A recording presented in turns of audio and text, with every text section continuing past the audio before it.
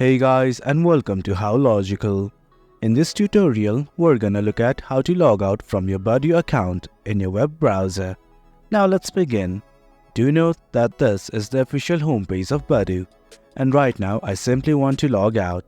For simplicity, let's simply go to Profile right here. The button's at the bottom right, simply click on it, and this will open up. From here, worry not, let's simply go to Settings.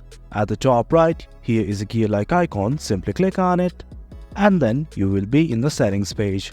There are lots of options available. Scroll down, but you will not see the logout option. For that, what you need to do is go to Accounts. Once you go to Accounts, you'll be provided by a few options like this: to hide your profile, delete account, sign out, forgot password.